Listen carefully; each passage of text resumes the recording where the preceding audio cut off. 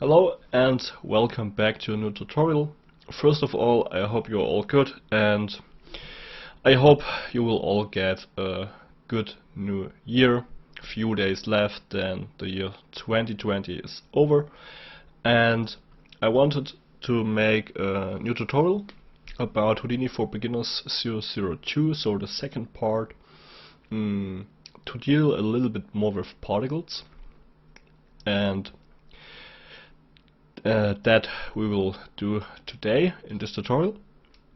But first, I received an email from CG Circuit, and there is a year's end sale, so the final say, and with the code END for the year you will get 40% of all the tutorials. And yeah, this is the code here. Enjoy the code and check out the tutorials. The link will be down in the description via my homepage, timjdesign.com. Okay, I will make a link in the description, and without further talk, let's do this. So I want to go a little bit more deeply into particles because I really like particles and you can do a lot of cool stuff with that. And we will start with a simple geometry container, so press tab and type in geo or GE, and the geometry node will pop up and you can select the node and place it down. We will call this PTS for points, and let's call this _sim, so point sim. I will give it a round shape and a black color. Cool. We will dive inside with double click and we will place down we need initial state for our simulation, and I will place down a simple sphere for the beginning. The cool thing is we can later switch them. I will give it some divisions here, so frequency bump it up to 15. And after that I will place down a null because I want to stay organized for larger setups. I will call this in _ emit, and we've now got our emitter for the particles. I will scale it a little bit down, so uniform scale to 0.1. Now we got our sphere and our null node. That's basically a placeholder so we can stay organized. So after that we want to place down a pop network.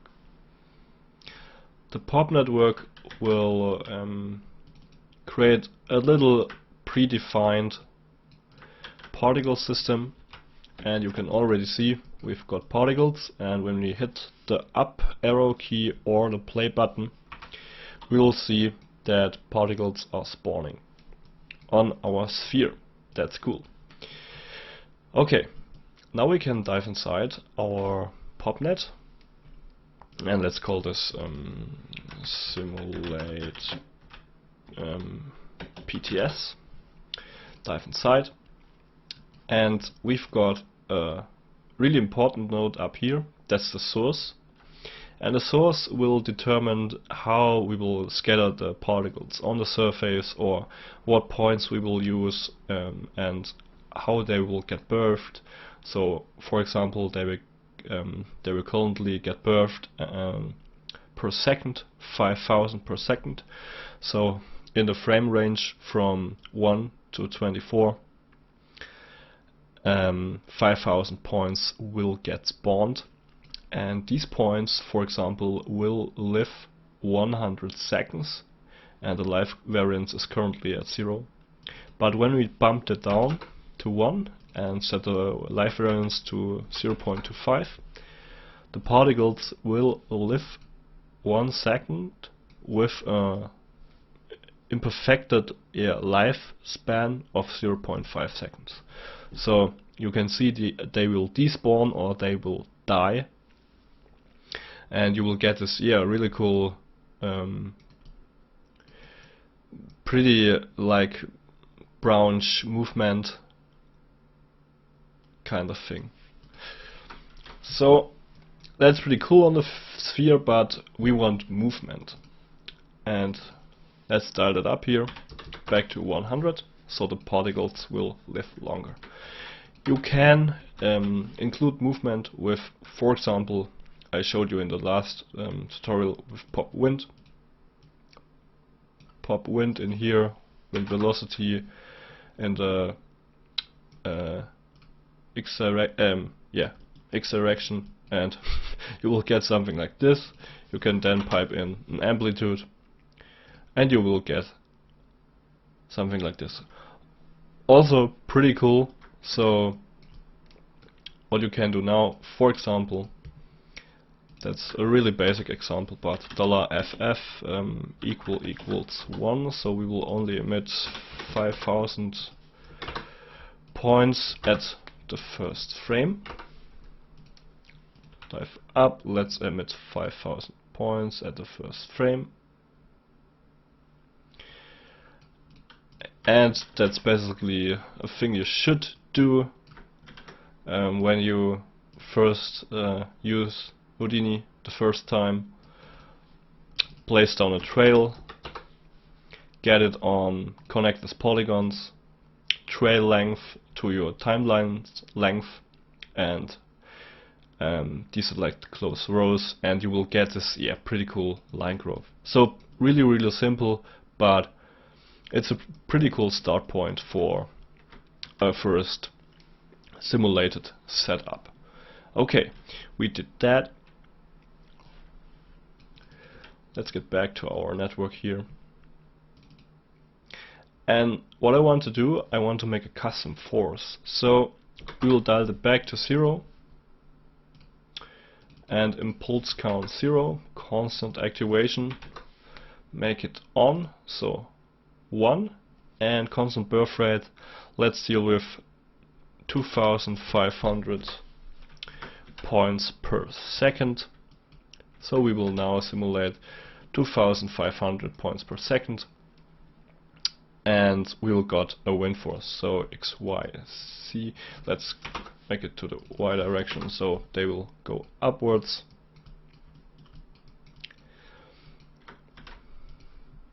And you, for example, you can increase the roughness, so you will get a really entropical growth with a really high entropy. But you can already tell the roughness. Go back to 0.1 and you will get this really cool organic swirly look. Cool. But now we want to use our own little force system, and we will do that with volumes. We will select our sphere. We'll place down a box, and when we get the input into the box, we will basically get the bounding box of the sphere. There's also a bound node, so that's basically the same thing, but on the bound node the cool thing is you can increase it, increase the size. With the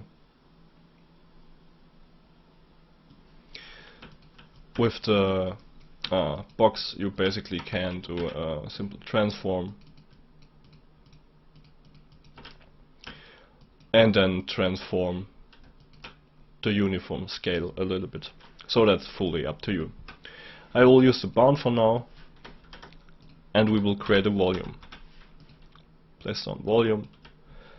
We will make it a vector volume and call it vel for velocity. So you can already see we've got an empty volume with velocity 1000 by 1000 by 1000 voxel, with a voxel size of 0.026, but we will increase that. So type in, for example, 150. And now we've got 3.3 million voxels roughly on each axis. Okay, after that we'll place down a volume VAP,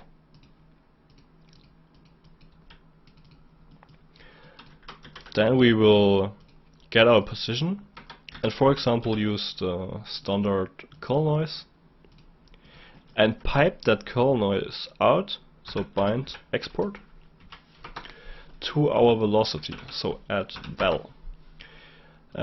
Currently nothing will happen because we bind it out as a float, but a three-dimensional wave's got always three vectors, so we'll choose vector for that.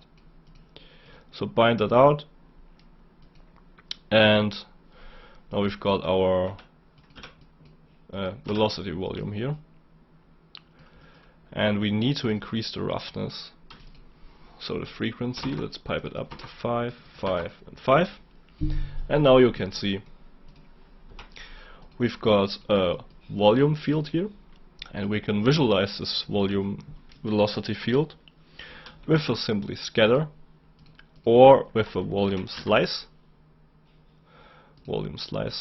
and a volume trail. So you can pipe in the scatter into the first input and the volume into the second input, and you can already see this is now the volume or the velocity volume visualized, or you can do it with a volume slice. That's basically the same thing, and you already get a pretty cool other kind of growth with these lines, and a static growth.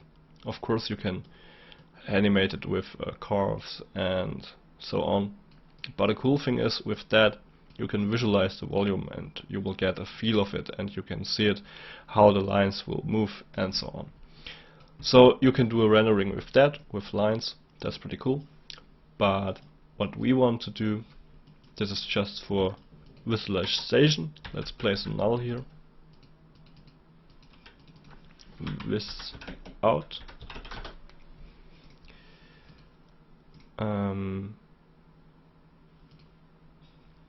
Let's make it other kind of color. So this is a visualization of the volume velocities. Okay, now I piped in the volume warp into the input number 2, and what we want to do, we want to place down a advect by volume, pop advect by volumes, get to the second context geometry. This is the second input, so our volume is on the second input, and we will get the velocity volume in, and we can choose, for example, update velocity. And now when we play our simulation, we can choose here different parameters. Let me just get update velocity, and we will do that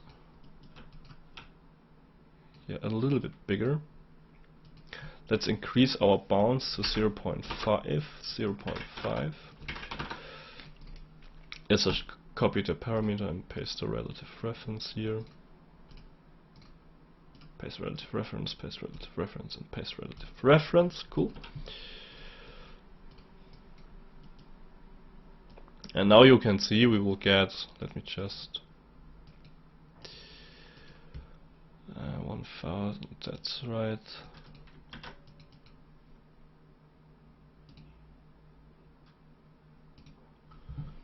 You can try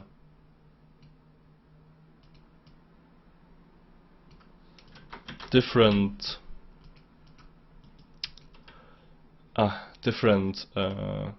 velocities out, but I will choose lower frequency here. And you of course can try out other noises, for example. And now you can see we will advect our points with our volume here. And that's pretty cool. You can choose update position. I usually choose update velocity, or you can update the force. That's fully up to you. And you can play with the velocity scale. And now when we place down our, let me just get here a duplicate of our input. and we will change that back to our emit on the first frame. 500, 0 and 0. Got an error here. Oh, okay. Yeah. Let's just do it with that. Pulse count maybe 500 points. 0, 0. So we will only emit. Oh. $FF, that was the error. So we can change that back here to 0 and 0 and 1 and 500, for example. So we will now emit 500 points on the first frame. And the cool thing is you can now, for example, use the trail and trail them back.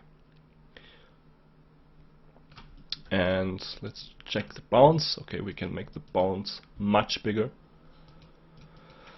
Let's use a value of 2.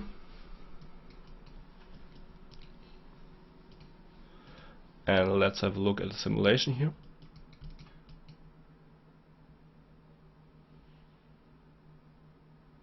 Okay, cool. And now you can see we've got a really cool growth here. But the growth is currently limited to a square or box. And we can change that, of course, too. For example, let's get a sphere. And we will make a bounding box with the sphere of the bound. So you can see, let's make a wireframe. We've got here our initial bounds here. And we will got the sphere, but we want to transform the sphere so the sphere will fit the bounding box a little bit. For example, 0.5 scale. And now what I want to do, I want to create out of the sphere, I want to create a volume. VDB from polygons.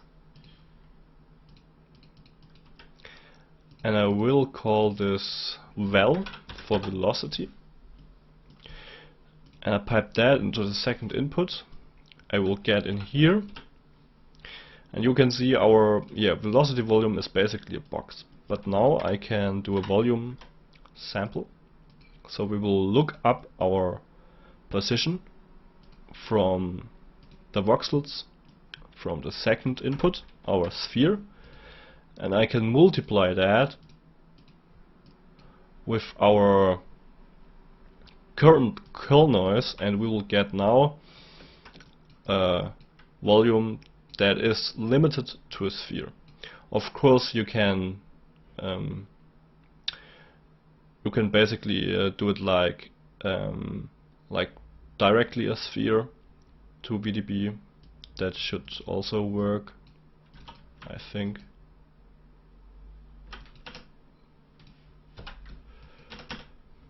Oh yeah, it's currently only one, it got no directions, but you can do that like so too. But I think that's a pretty cool way, because you're in a pretty cool workflow. Let's just re-enable here the subtraction, because you can influence your position, your geometry, so you can place down a displacement modifier, for example, on and so on and so on. And now when we will grow our sphere, our setup here, it will get limited to the sphere shape. So you can already see on that direction here, it will get limited. And I think that's a cool thing of a limited growth system. And you can basically pipe it into any form, so you can displace the sphere. You can, let's make one thing, let's make it a little bit smaller.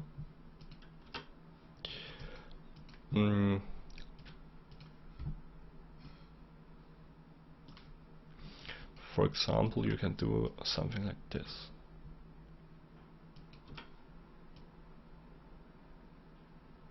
So I think that's pretty powerful to limit the growth. Okay, cool. So we've got our particles and our trails. Let me check the time. Okay. And you can limit your growth now. Another thing is you can play with the different noises. So currently we've got our, let's go to our visualization. That looks pretty cool too. But what you can do, let's get another noise here. For example, unified noise, static, position into position. We want a 3D noise, and I want a cellular noise for now, and we can pipe that out.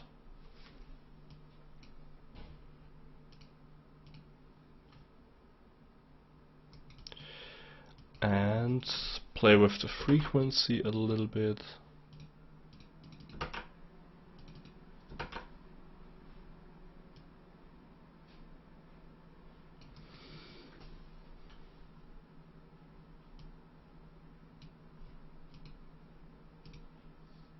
Let's just check out different noises here. Alligator, or we can use an anti-alias noise.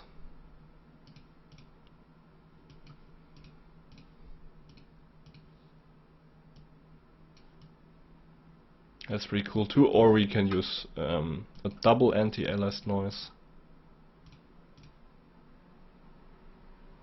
So an anti-alias noise, and pipe up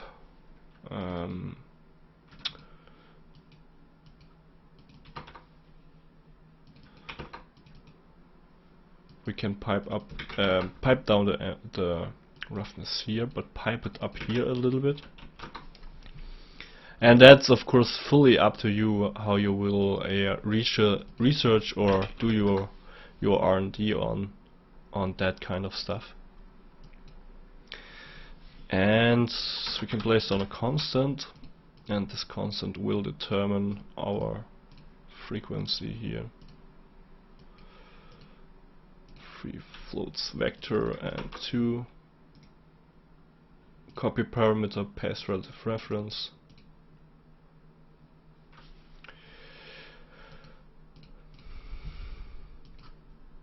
Two by 2 by 2, and now you can have a look how this will look.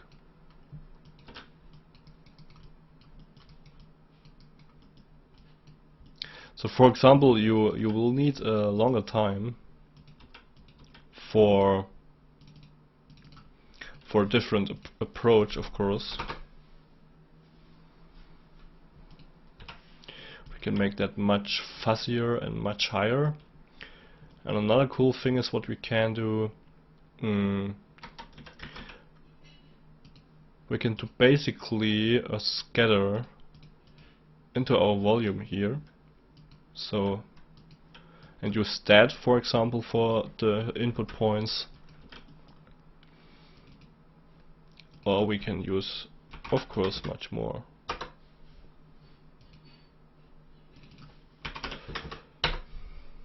And we can give them a little bit of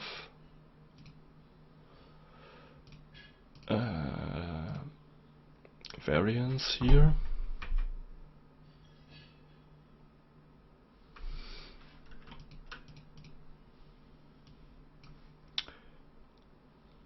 Variance, that's on, okay.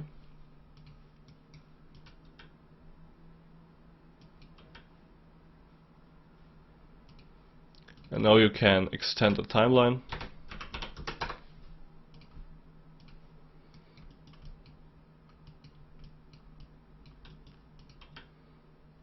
And grow more and more and more. And you will get pretty cool forms out of this. And I think basically in the end it's fully up to you how you will determine your look or your style, your noises and so on. And a big thing look dev with rendering. But I think that's a pretty cool approach to new forms and yeah, meta material, stuff like that. Okay, let's do what we can do. We can do connect adjacent pieces, so that's another cool thing what you can do. And you can make a resample, I think. Let's resample the whole thing here. Resample it.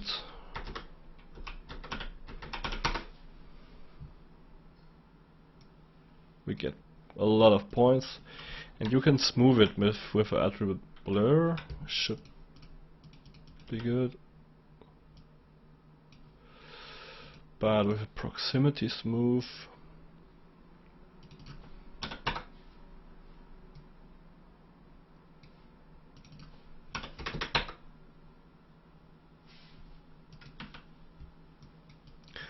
and yeah, you will get pretty smooth connections here. So that's another cool thing to do. Just fuse. So that's another research area. Here you can smooth them, you can manipulate them. Okay.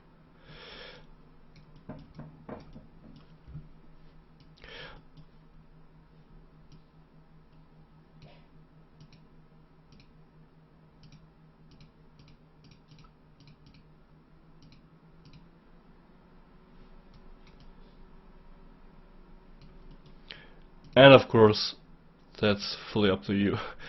Connectivity is bad, proximity is better. Proximity radius, what's that? Max neighbors.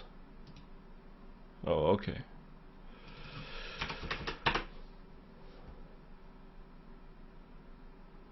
Now we get the juicy stuff.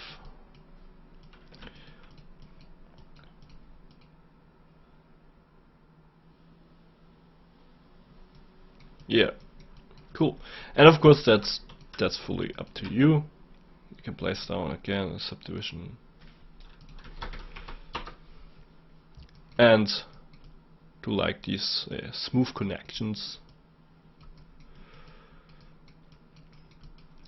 And you can get a curve view out to get a little bit more depth or feel for the object in the viewport. You can visualize the curve view here.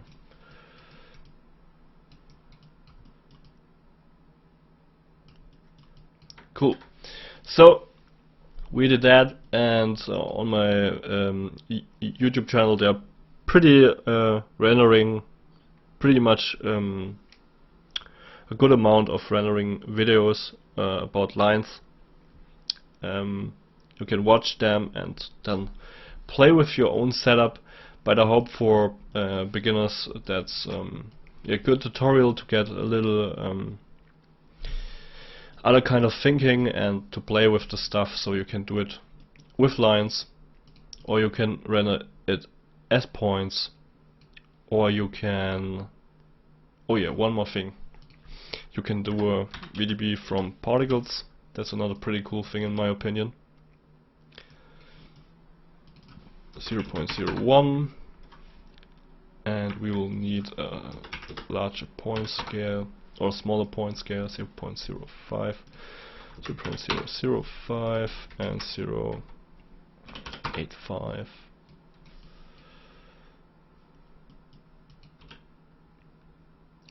Let's just get, so you can basically do it with both setups, but I will just use that setup for now here.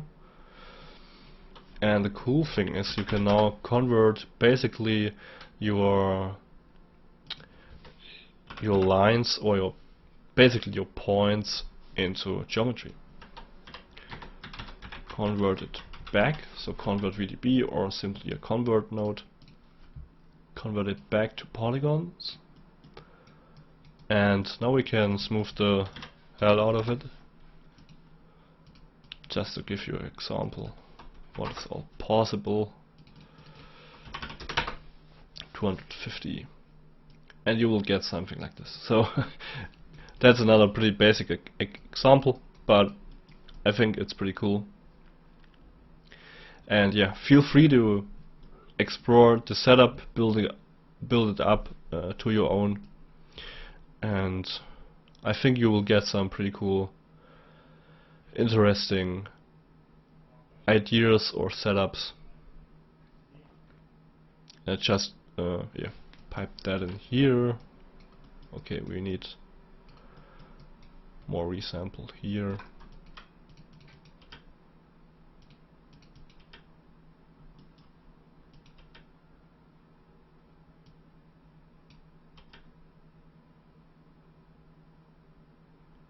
Let's move that and have a look. Looks like bacteria.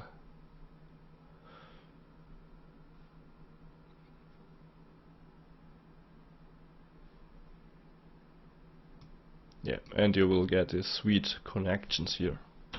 So all fully up to you. The limits are endless.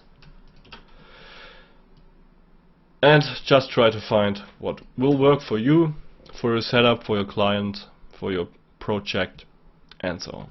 So I hope you liked it, and I hope you will get all a good new year.